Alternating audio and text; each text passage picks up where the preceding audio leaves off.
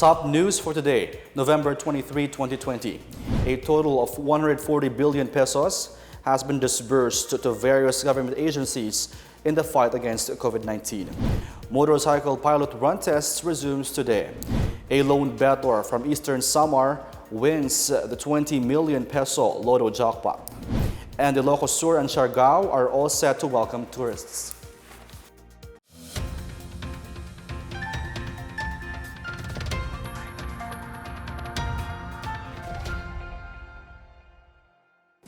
Good day, I am Rom Dulfo. Welcome to PNA Newsroom. Our top story, the Department of Budget and Management said it has disbursed a total of 140 billion pesos to various government agencies for their respective COVID-19 related response programs. President Rodrigo Dutertes delegated to the DBM Secretary the authority to approve budget requests under Bayanihan 2 in order to facilitate the immediate release of funds. Po, sa ngalan po ng aming pong Secretary Wendell Abisado ay gusto po nating ipaalam sa ating mga kababayan na patuloy po ang pagsuporta at pagtulong ng DBM sa mga ahensya po ng pamahalaan sa pamamagitan po ng pagsigurado na on time at mabilis po nating na ipapalabas ang ating mga pondo po, lalo na po yung nakasaad po sa ilalim ng Bayanihan 2. So, as of Friday, out of 140 billion po na nakalaan po under Bayanihan 2 para sa iba't ibang COVID-19 initiatives at interventions na ilabas na po ng DBM ang 89.39 billion na allotment po sa iba't ibang mga ahensya katulad po ng DA sa kanilang plant program, sa ating DSWD, DOTR at gayon din po sa Small Business Corporation na tutulong po na magbigay ng ayuda, ng tulong po para sa ating mga MSMEs, sa DepEd, sa atin pong UP system, sa DOLE, sa OWA at sa Office of Civil Defense na siya pong nasa frontline din po ng pagresponde sa mga pangangailangan po natin sa COVID-19. Gayon din po na ilabas na rin po ang pondo para sa DOH kung saan nakapaloob po yun pong pondong gagamitin para sa Special Risk Allowance at Active Hazard Duty Pay ng ating mga frontline health workers. Bike-hailing operators Angkas, Joyride, and Move It have resumed their pilot run today, subject to compliance with the pilot study guidelines. Among the guidelines was the mandatory use of approved barriers to separate the biker and the passenger. Passengers are also required to bring their own helmet with a visor, which will act as a face shield aside from the minimum health standard of wearing face masks.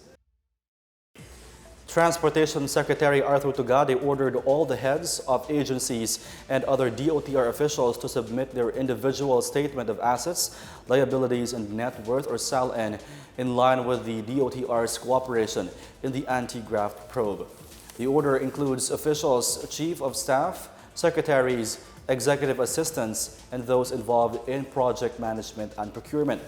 Tugade directed the comparison of submission for 3 periods of the SALN or for 3 years to find out if there is substantial difference. Other anti-corruption policies and measures in the DOTR includes the live stream of the bidding process, no gift policy, and the one-strike policy on corruption. Tugade said 20 personnel have been relieved, 17 have been suspended, and 128 have been dismissed from the service for grave misconduct and conduct prejudicial to the best interest of the service. President Duterte earlier ordered the Justice Department to lead a mega task force that will conduct an investigation into graft across all government agencies. With the National Irrigation Administration or NIA under fire for the severe flooding in Isabela and Cagayan, Senator Richard Gordon said the agency should be properly supervised to avoid a repeat of the catastrophic incident. More on this from Bench Bondo. The release of water from the dams reportedly worsened flooding situations in Cagayan Valley, Central Luzon, the Cordillera Administrative Region, and Metro Manila at the height of Typhoon Ulysses. In Cagayan and Isabela, the release of water from Magat Dam allegedly triggered massive flooding in Cagayan and left at least 9 dead. For Senator and Philippine Red Cross Chief Dick Gordon, the National Irrigation Administration or NIA must be properly supervised as all the laws are already in place.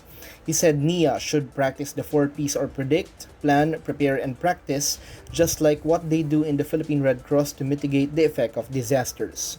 He also supported the call to include dam releasing in the alerts issued by the National Disaster Risk Reduction and Management Council so they could warn residents to evacuate if they are nearing spilling level. Meanwhile, Senator Sherwin Gatchalian has urged the Department of Education and the Department of Public Works and Highways to convert school buildings into typhoon-resistant structures. He said having typhoon-resistant school buildings would be a long-term investment on the safety of schools, which sometimes serve as evacuation centers. Under the proposed measure, the design of new evacuation centers and improved facilities should be able to withstand wind speeds of 320 kilometers per hour or 200 miles per hour and moderate seismic activity of at least 7.2 magnitude. DepEd Undersecretary for Administration Alain Pascua had said substandard construction is one of the reasons why many schools sustain damages during typhoons and other calamities. For the PNA Newsroom, I'm Benj Bondok.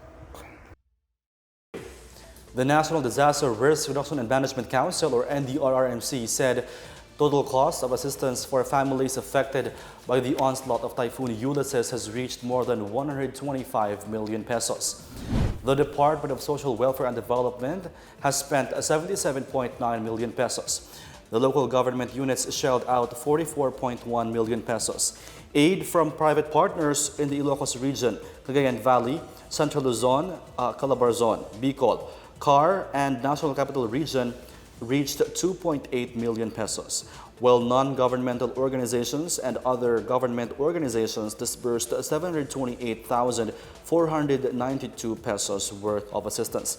The number of affected families is placed at 932,467, equivalent to more than 3.8 million persons. The number of injured people remains at 68, while 19 others are still missing. Death toll stands at 73. The deaths, injured, and missing were recorded in Cagayan Valley, Central Luzon, Calabarzon, Bicol, CAR, and NCR. The Department of Social Welfare and Development, or DSWD, explains the 83 billion peso balance from the year 2020 budget have been programmed for the implementation of various programs, activities, and projects for the remaining months of this year. Senators recently questioned the department for the delays in the disbursement of the said fund. Unang-una, gusto pong bigyang linaw ng DSWD na naka-earmark na po itong pondo na ito. Naka-program siya for various programs and services of the department. Let me cite as an example. 48 billion o mahigit 48 billion pesos of that ay naka-program po for the cash grants of our Pantawid Pamilya Pilipino Program beneficiaries. Dahil kung inyo pong matatandaan, ang cash grants ay pinapabahagi natin on a periodic basis. So kung nakalaan na po dyan yung tatanggapin na cash grants for the months of August, September, October, November, and December. So tinitiyak po ng DSWD na itong cash grants ng ating mga beneficiaries ay mapupunta sa kanila sa schedule na iset po ng programa. Gayon din po. More than 3 billion of that also ay allotted for the social pension for indigent senior citizens. At ongoing naman po, Sir Aljo, yung isinasagawa nating pagdidistribute ng ayuda sa ating mga senior citizens. Tinitiyak po natin that given the current situation, ang ating mga special disbursing officers, kahit na medyo nalilimitahan po tayo ng mga SDOs, ay dinadala po sa mga bahay po o tahanan ng mga senior citizens ang kanilang pensyon. Information dissemination is critical in disaster preparedness and response. Are Filipinos well informed of typhoon updates and information? Let's take a look in today's Boses ng Masa.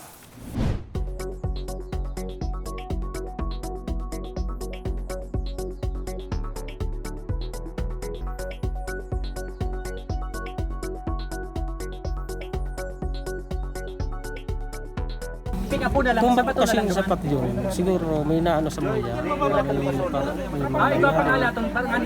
dahil sapat, okay naman kami, nakasurvive naman. Po, sapat po lahat po yung impormasyon na binibigay po ng aming lugar at kapulisan po. At sinasabi po naman po ng maaga na lumikas po kasi habang wala pa po yung kalamidad. Lugar po namin, sinasabi po naman po ng maaga. Kahit sa mga lumalaot po sa kaming dagat, ini-inquire po silang hindi na po lumaot. Magtago na po sila sa mga isla po. Opo ma'am, sa yung informasyon na tanggap namin. Sapat naman tayo kasi pag-alaman naman namin na may bagyo eh. Yes ma'am, kasi may mga pulis na rumonda para pagsabihan kami. Sa balita rin, tas may mga text messages po ang MDRMC.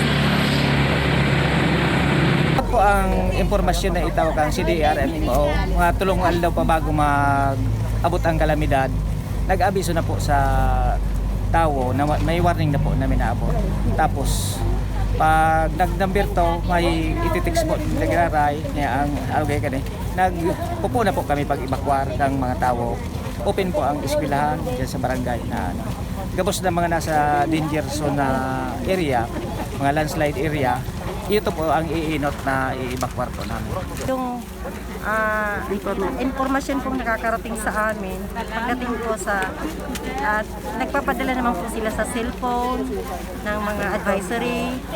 And then, bukod po doon, yung City Government of Tabaco, bali, pinapatawag naman po kami at mini-meeting kami para i-inform po ano mga yung karapat, mga pangunang dapat namin gawin bago dumating ang bagyo. Still to come, President Duterte highlights the importance of universal access to COVID-19 vaccine during the Apec meeting recently. And a lone bettor from Eastern Samar won the 20 million peso Lotto jackpot. More on these when the PNA Newsroom continues.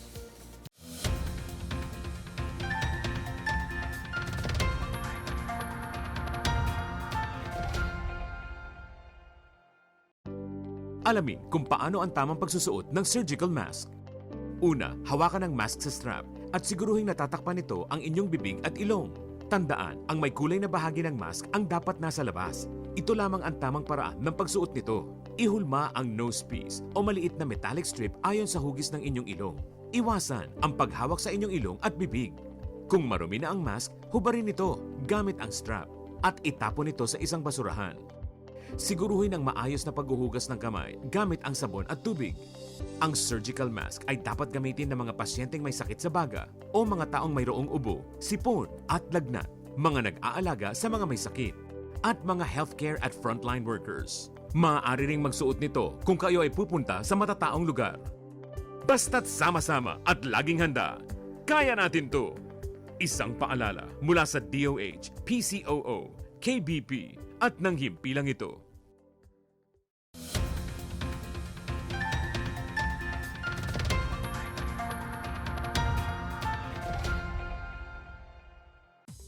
You're still watching PNA Newsroom.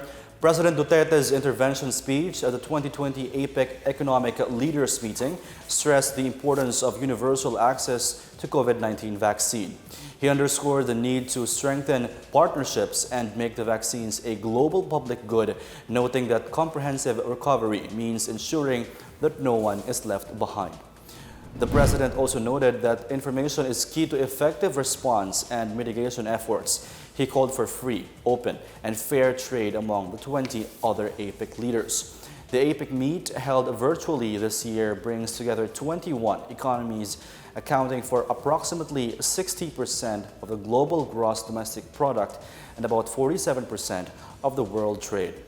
Its members are Australia, Brunei, Canada, Chile, China, Hong Kong, Indonesia, Japan, South Korea, Malaysia, Mexico, New Zealand, Papua New Guinea, Peru, the Philippines, Russia, Singapore, Taiwan, Thailand, the US, and Vietnam. The Health Department says it has enough funds to buy the COVID-19 vaccine once available. DOH Undersecretary Maria Rosario Vergeire says the House of Representatives also expressed assurance of additional funds in case it is needed. Vergara said they have already an approved fund of 2.5 billion pesos under the General Appropriations Bill. She says their initial estimate was at 3 billion pesos when other information regarding the other COVID-19 vaccines were not yet available. The DOH has estimated to procure about 22 million doses times 2 for a population of 22 million. In case the COVID-19 vaccine becomes available, she said the healthcare workers will be prioritized. This will be followed by the senior citizens and the indigents. The Bureau of Immigration is set to ease restrictions for foreign nationals entering the Philippines.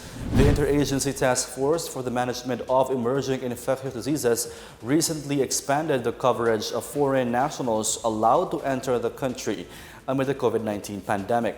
BI Commissioner Jaime Morente said starting November 21, foreign traders and investors, among others, who were issued 9D visas are now allowed to enter the country. 9D visa holders are foreigners who carry on trade of commerce between the Philippines and their mother country, or invest in an enterprise in the country.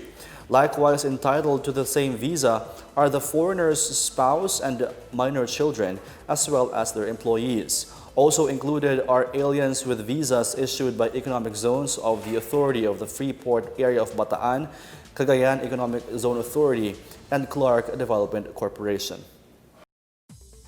Philippine National Police Chief General de Bolsinas has ordered an investigation into the killing of former Holosulu Police Chief Lieutenant Colonel Walter Anayo.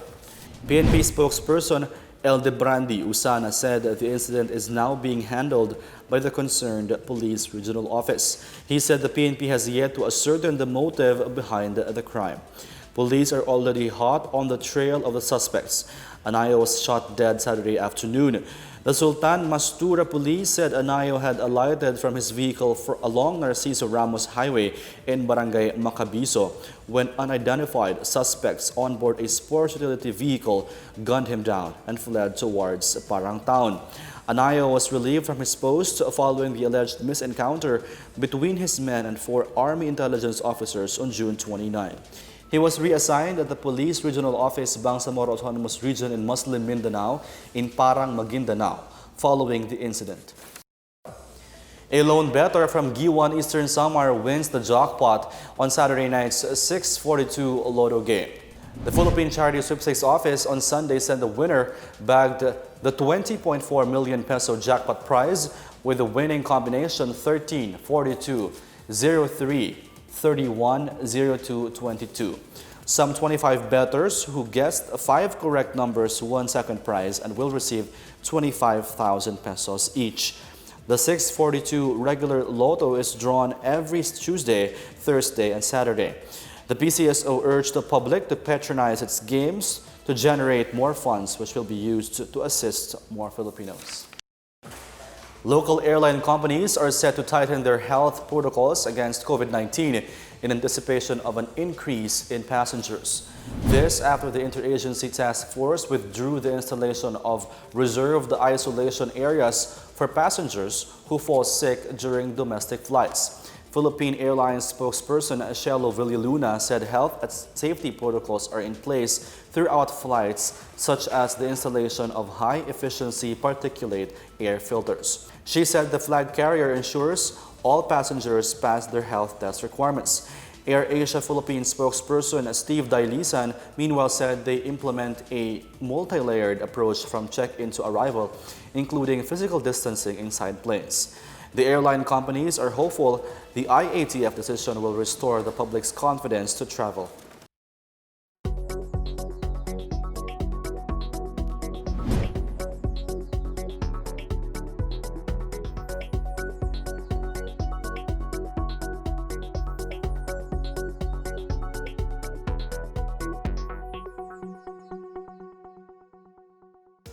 Up next, Anakalusugan Party List Representative Mike Defensor wants to double the salary of nurses in the country, and the Ilocos Sur and Siargao are all set to welcome tourists.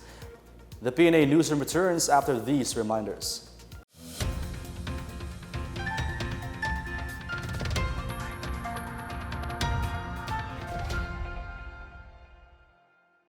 Alamin ang tamang paraan ng pag-ubo upang mapigilan ang paglaganap ng Coronavirus Disease 2019. Ugaliing magdala ng panyo o tissue. Kung uubo o babahing, takpan ang buong ilong at bibig gamit ang panyo o tissue. Kung walang dalang panyo o tissue, maaaring gamitin ang braso na pantakip. Kung nakararamdam na kailangan umubo o bumahing, agad na dumistansya sa mga tao sa paligid. Huwag dumura kung saan-saan, gumamit ng tissue at itapon sa basurahan. Ugaliin ang paghuhugas ng kamay at paggamit ng alcohol o hand sanitizer upang mamatay ang mikrobyo. Basta't sama-sama at laging handa, kaya natin to! Isang paalala mula sa DOH, PCOO, KBP at ng himpilang ito.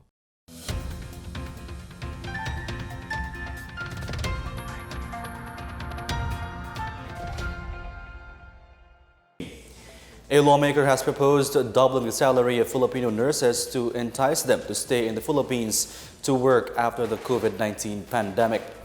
The proposal follows the lifting of the temporary ban on overseas deployment of Filipino nurses and other health professionals. An Holosulu Party List Representative Mike Defensor said that Filipino nurses here should have a higher salary grade of 60,901 pesos monthly, or about double from the current 33,575. Defensor said this is comparable to the starting salary of Philippine-educated nurses in Saudi Arabia, which is equal to around 60,000 to 80,000 pesos. He said bigger countries will surely hire more Filipino nurses to expand their health system capacity. Defensor also supported the proposal of Laguna Representative Ruth Mariano Hernandez to increase the entry-level salary of physicians to about 86,742 pesos monthly. The Presidential Communications Operations Office, in partnership with the Philippine Information Agency, invites members of the Sangguniang Kabataan from Misamis Oriental, Bukidnon, and Cotabato City to join the Covidyuhan contest. The contest aims to translate the government's National Action Plan against COVID-19 to a more engaging 30-second infomercial video. Entries must be able to effectively illustrate the foundations of the government's campaign, which is prevent, detect, isolate, treat, and reintegrate. PCOO Secretary Martin Andanar said this will be an opportunity for the youth to showcase their creativity and foster their sense of belongingness with the community. The winning entries will get the chance to be showcased in government media platforms nationwide. Contest mechanics and updates will be posted on the PCOO and its affiliated agencies' social media pages. The Philippine Sports Commission is set to release financial assistance to members of the national team badly hit by consecutive typhoons. About 57 athletes and coaches were evacuated due to massive flooding brought by Typhoon Ulysses. PSC Chairman William Ramirez assured that the agency is monitoring typhoon-ravaged members of the Philippine national team. Executive Director Lawyer Guillermo Iroy Jr. Meanwhile said once a final report has been submitted, assistance will be sent to the affected athletes. Most of the affected national athletes and coaches are from the Philippine Canoe Kayak Dragon Boat Federation residing near floodways in Rizal. Ilocos Sur reopens its doors to more visitors, including those from Metro Manila. Tourism Secretary Berna Romulo Puyat was among the first guests of the expanded Ridge and Reef Travel Corridor on Friday. Puyat expressed support for the strengthening of Ilocos Sur's capacity-building programs and for redefining the province's old and new tourism products. She said they have taken careful steps to ensure that the public's health and safety continue to be a priority. A maximum of 50 visitors per day will be allowed entry while health and safety protocols, while strict health protocols are implemented. Beginning at the borders of the province in Tagudin and Sinait, where the triage testing centers are located. Tourists shall use only identified accredited stopovers, and they will be allowed to visit 18 reopened tourist destinations and 10 diving spots. For travel updates to Ilocos Sur, kindly visit the Sur Ilocos Sur Facebook page. Meanwhile, the Philippines' surfing capital, Siargao Island, is reopening its shores to domestic tourists starting November 23. Flights to Siargao will resume on December 1, allowing travelers from outside the region to visit through Sayac Airport near the barangays of Del Carmen and General Luna. Aside from the usual health protocols for arriving tourists, a curfew will be enforced from 11 p.m. to 4 a.m. Siargao is one of the country's premier destinations, known for its towering limestone hills, white sand shorelines, caves with crystal formations, and clear waters. Here's the latest in our community billboard. In celebration of the first ever National Bicycle Day, the Department of Transportation has launched carless treats and an online competition to both share experiences and promote cycling. Pop-up bike lanes have been opened along Ayala Avenue, Rufino Street to Legazpi Street in Makati City, courtesy of partner Celebrant Ayala. The DOTR, SM, and Mega World have also launched an online competition where bikers can share their experiences and reasons for riding bicycles. Winners will receive 8,000 to 20,000 pesos worth of prizes. Visit the DOTR page on Facebook for more details and follow the hashtags National Bicycle Day PH 2020, hashtag SM Cares, hashtag Supporting Communities, hashtag Let's Bike Makati, and hashtag Biking in Mega World Townships. President Dutertes declared the fourth Sunday of November every year as National Bicycle Day.